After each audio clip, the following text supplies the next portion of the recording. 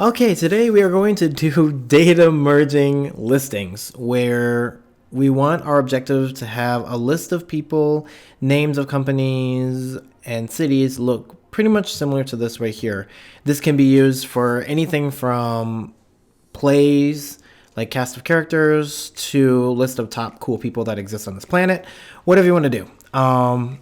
So like I said, our objective is to have it look like this, have it lined up, and also be able to data merge this style, the italics, the bolding, everything in here, without any plugins. So I've been struggling with this for the past couple months for my work, and this particular tutorial is a combination of a couple different tutorials. I will link them in the description box below as a shout out and a thank you to each one of them. So what I'm going to do is make sure that we have Microsoft Word. You're going to need Adobe InDesign, and you're going to need Excel as well. Ideally, you want to have the most latest version because then it would just make things a lot easier. If you don't, you just got to make sure that Microsoft Word has this mailings option in here, and that's pretty much the main key thing.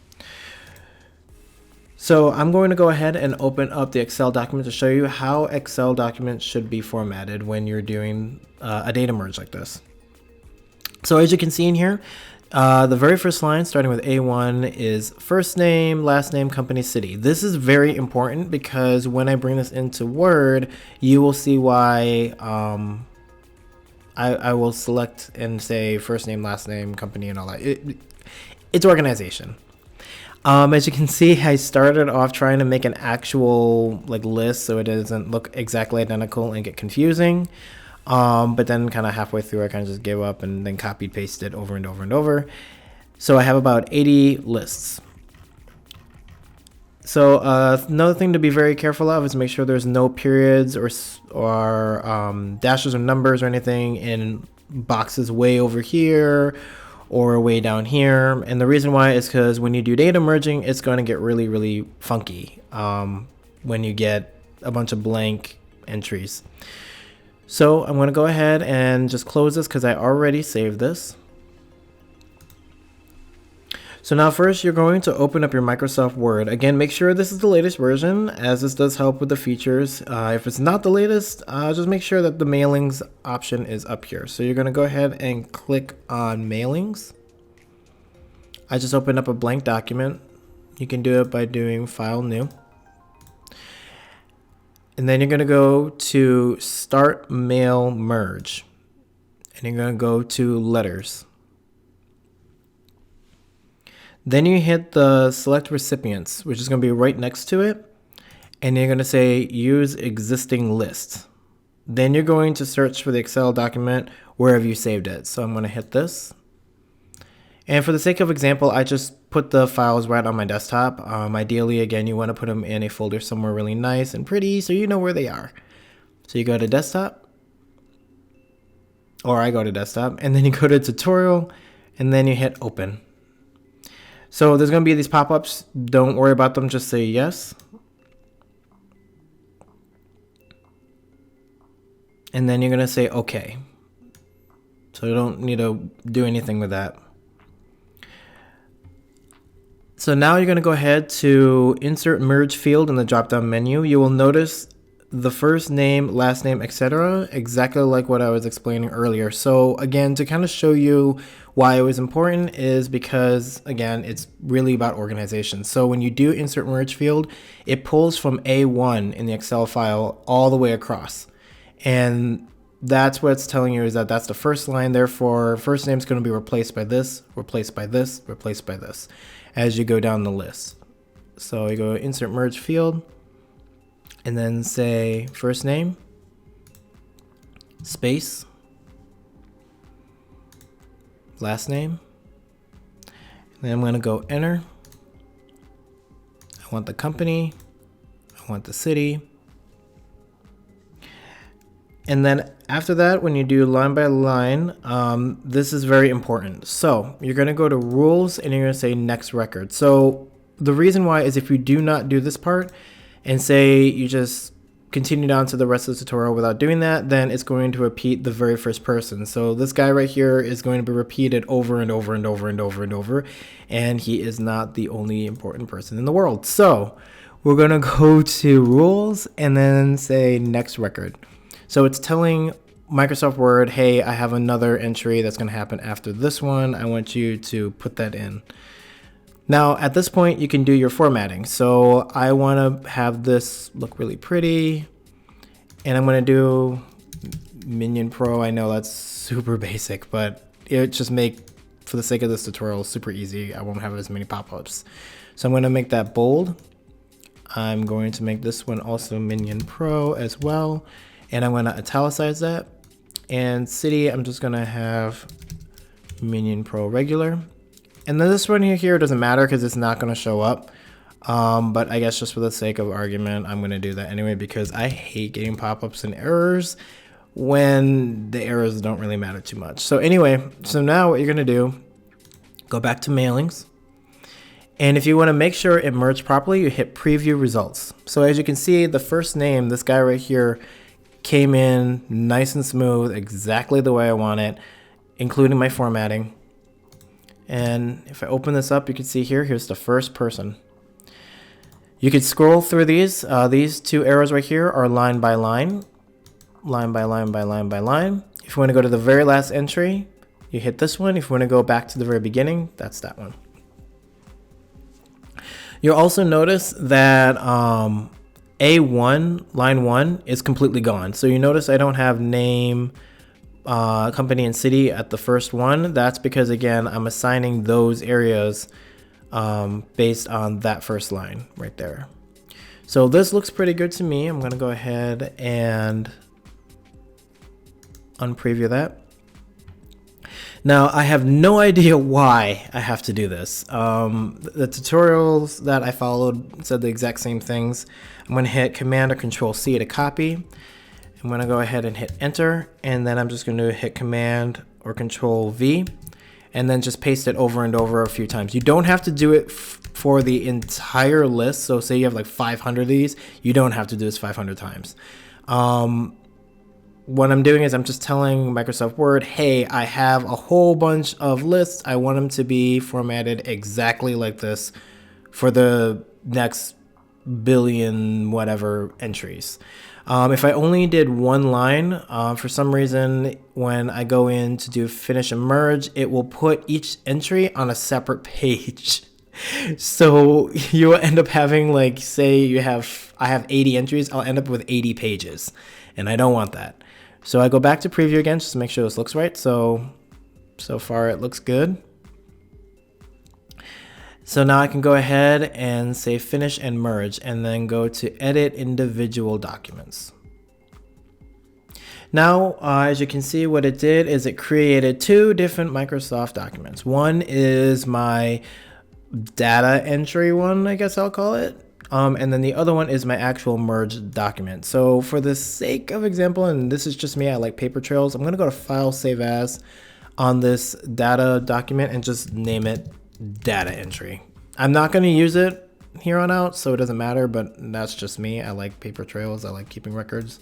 And then over here is my merge document. So you're going to go to File and then do Save As. And I'm going to name this one merged document. Push enter.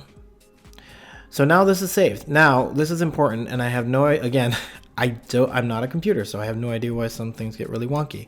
I have to scroll to the very bottom, and there's a whole bunch of weird spaces down here. I like to get rid of those, so you could just go ahead to the very, very bottom and just hit delete or backspace and just get rid of those, and then do Command or Control S to save it again.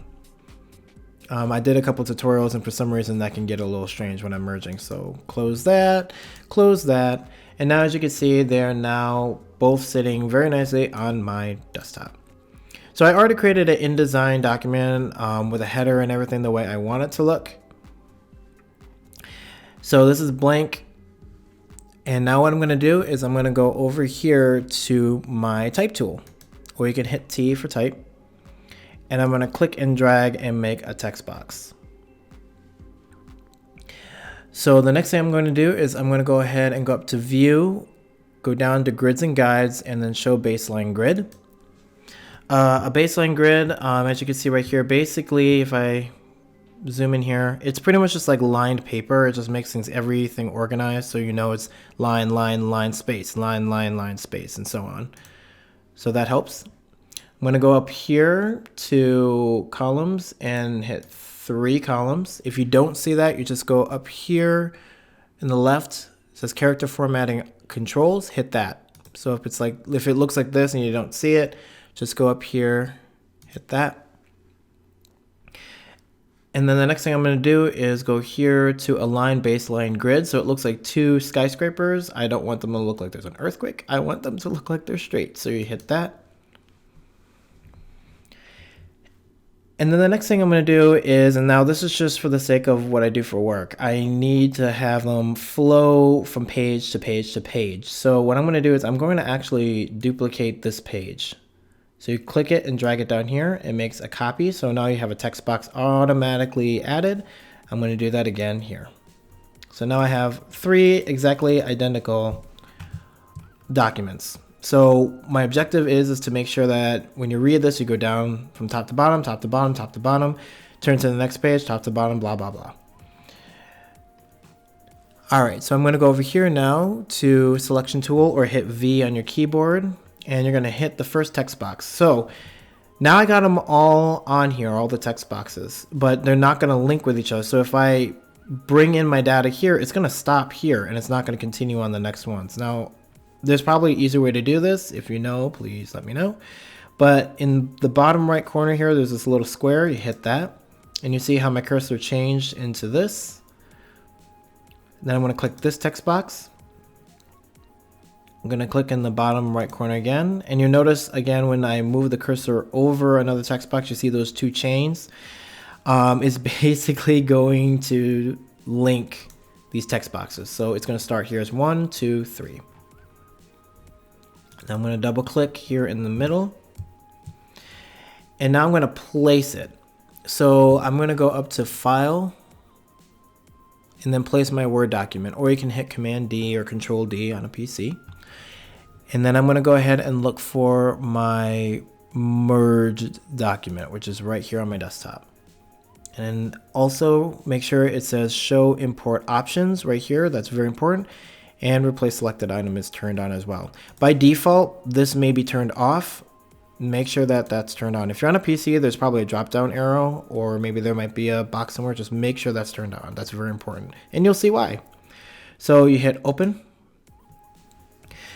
And this merge document box is going to come up. And when you scroll down here, by default, this is going to say Preserve Page Breaks. And what that's telling InDesign is, hey, my Word document started on page 1, and then page 2 starts with this other entry, page 3, and it's going to break up that flow. And it ends up creating actually a whole bunch of pages in my InDesign, and I don't want that.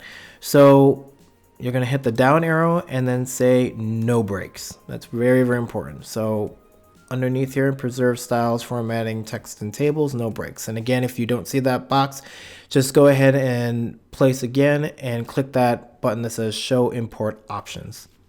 Everything else is pretty good. I don't need to worry about that, and just say OK. And it says missing fonts. I have no idea why. It just does. I'm going to say close. And now you see the magic. It merged it in, not perfectly. So what you're going to do is you're going to go ahead and click somewhere in your text box. And I'm going to do a Command or Control A to select all. And then I'm going to go ahead and do this again and say Align to Baseline Grid.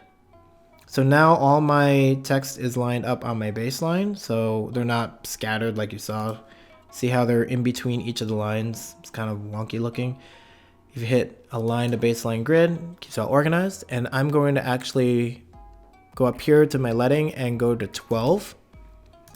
And now as you can see, it is name, a company, city, blank, name, company, city, blank, da, da, da, da, da, da, over and over and over and over.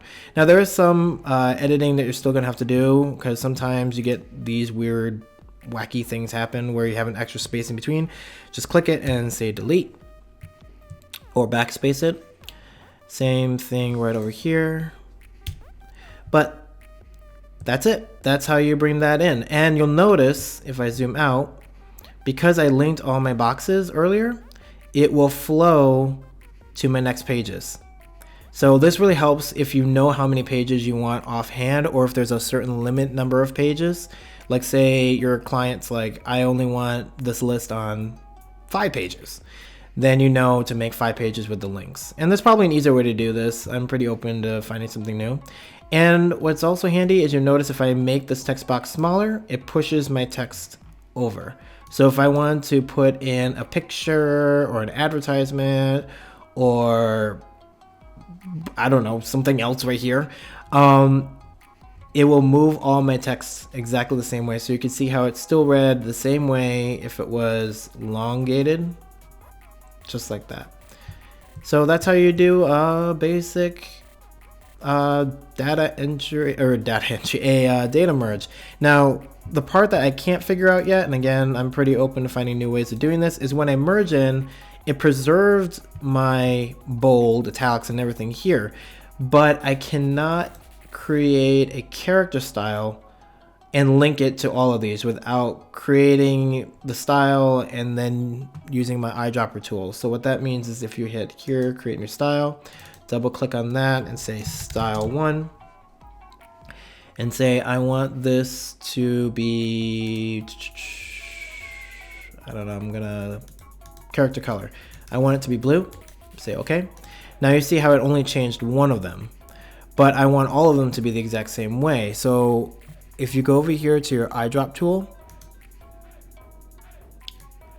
and you hit that on top of this formatting, you can actually click over and over on these, and it will link it to style 1, which is handy. But again, if you have 500 something entries, that will take forever. So if there is a faster way to do that, let me know. That would be awesome. But again, how I did that is, again, eyedropper tool, I dropped it as if I wanted the color, and then just paste over and over.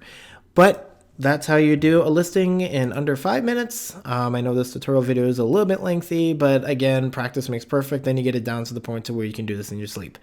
Hope you enjoyed that, and the end.